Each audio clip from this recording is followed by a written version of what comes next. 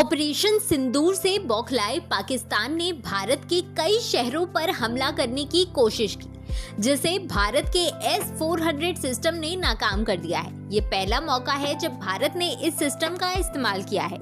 भारत ने इस सिस्टम को रूस से खरीदा है। S-400 एयर डिफेंस सिस्टम को दुनिया के सबसे अच्छे सिस्टम में से एक माना जाता है। भारत ने इसे 2018 में खरीदने का फैसला किया था।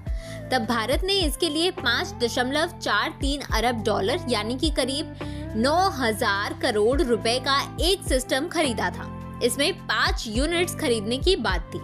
भारत को अभी सिर्फ 3 यूनिट्स ही मिले हैं। मीडिया रिपोर्ट्स के मुताबिक भारत को बाकी 2 यूनिट 2025 तक मिलने वाले थे, लेकिन इसमें देरी हो रही है और अब ये 2026 की शुरुआत तक मिल जाएंगे। ये सिस्टम हवा में मौजूद खतरों को पहचान कर उन्हें खत्म कर सकता है।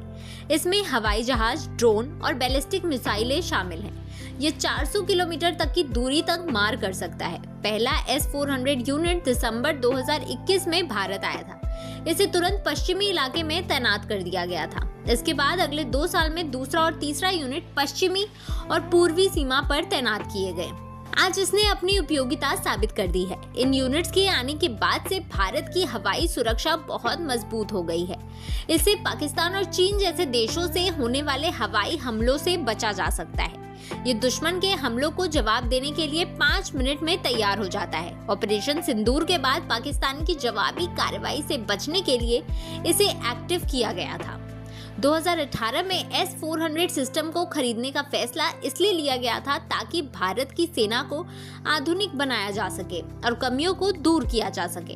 हालांकि इसे पूरी तरह से तैनात करने में दिक्कतें आई हैं। शुरुआत में कोरोना महामारी की वजह से इसकी सप्लाई में रुकावट आई और डिलीवरी में भी देरी हुई। फिर रूस के यूक्रेन के साथ फंसने के कारण बाकी यूनिट मिलने में देरी हुई है। रूस और भारत के अलावा चीन और तुर्की के पास भी ये सिस्टम है।